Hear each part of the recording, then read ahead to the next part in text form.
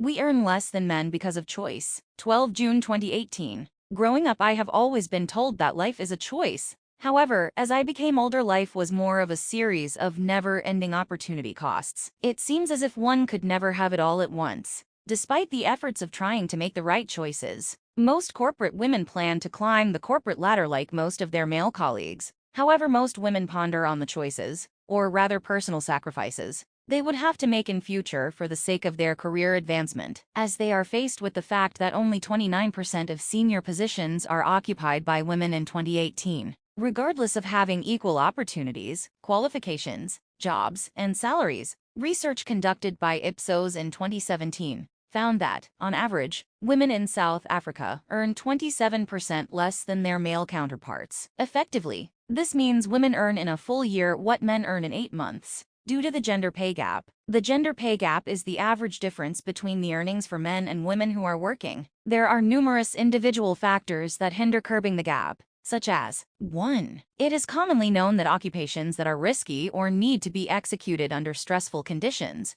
result in higher remuneration than those in pleasant environments. A number of studies have shown that there are more females than males enrolled in universities. However, these young women tend to choose less challenging degrees, which result in lower earning careers. Women are, on average, risk-averse, which tends to affect our career decisions. 2. They often say to get ahead in business, you need negotiation skills, competitiveness, and grow meaningful networks. Status quo discourage women in being competitive in the labor market, as it is labeled as abrasive. Therefore, most women voluntarily avoid jobs with pay for performance stipulations. Surprisingly, women are less likely to neither negotiate a salary nor ask for an increase. We in most cases accept what is offered. We also have a lot of people around us whom we hardly benefit from professionally, in essence lowering our reliance on our informal networks to seek promotions. 3. Despite the modern integrated gender roles, women still work shorter hours and have more workforce interruptions due to unpaid family responsibilities. It is important to know that the gender pay gap is significant for women between 20 and 35, as it is a childbearing age. This might be seen as a short-term setback.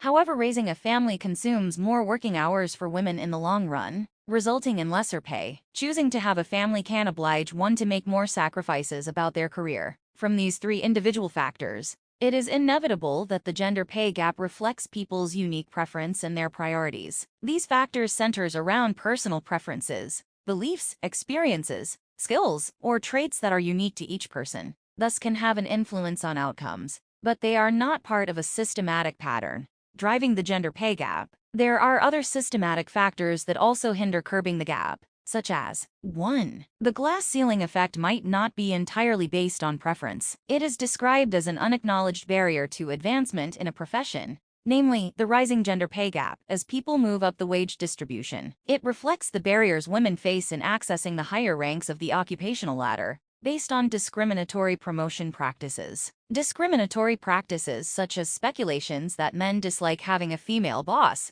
or women are newcomers therefore it takes time to move up the ranks, or women tend to take things personal. These discriminatory practices reflect what Michael Lewis writes about in the book Moneyball, that the inability to envision a certain kind of person doing a certain kind of thing, because you have never seen someone who looks like them do it before, is not just a vice. It is a luxury. What begins as a failure of the imagination ends as a market inefficiency. When you rule out an entire class of people from doing a job simply by their appearance, you are less likely to find the best person for the job. 2. It is difficult not to take things personal when inappropriate misconduct in the workplace is so common, especially among junior female staff and male senior managers. It is a phenomenon that is barely addressed in corporate culture, yet it contributes immensely to the gender pay gap. The psychological impact that inappropriate misconduct such as sexual harassment has on women is immeasurable. There are always programs and conferences held to support women in corporate. In fact, dealing with inappropriate misconduct is constantly on the agenda to a point where self-defense experts are invited to teach women how to protect themselves physically. Unfortunately,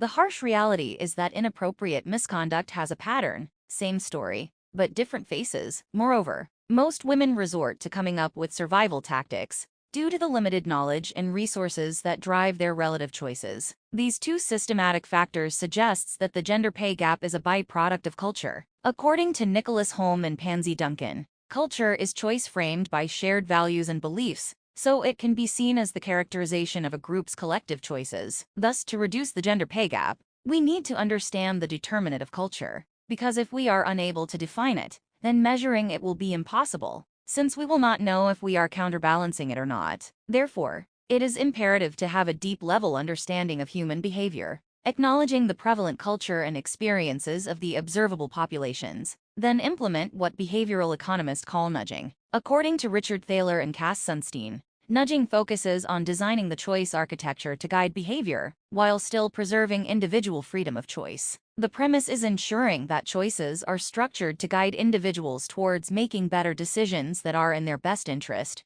align with specific goals. By making certain options more salient, attractive, or easier to choose, people will need nudges for decisions that are difficult and rare, for which they do not get prompt feedback, and when they have trouble translating aspects of the situation into terms that they can easily understand. For instance, when I was growing up in South Africa, there was an annual corporate social investment (CSI) initiative called Take a Girl Child to Work Day, where companies involved organized for female school pupils, usually from disadvantaged backgrounds, to spend the day at their place of work on the last Thursday of May. Even though this initiative aimed at improving general women participation in the workforce, and not necessarily the type of participation, it highlighted an effort for transformation that was not driven by policy. It was a cultural commitment from both the private and public sector. In fact, it has been termed South Africa's largest collaborative act of volunteerism by the media. Therefore, tackling systematic factors such as the glass ceiling, female boss stereotypes, and sexual harassment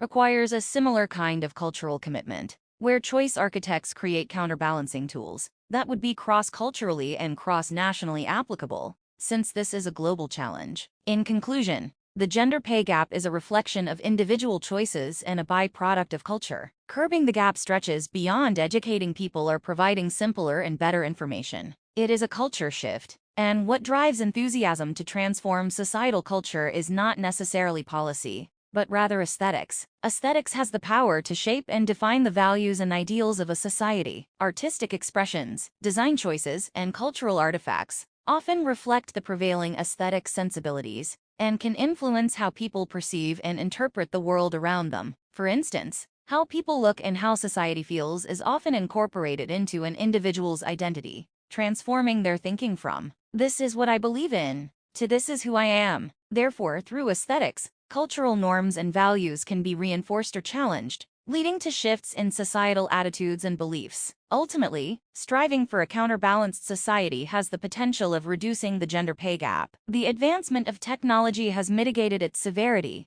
though there are some limitations. A society that is not accommodating is not a progressive one, as it goes against the immutable universal laws of life, where all genders coordinate and operate harmoniously in conjunction with each other.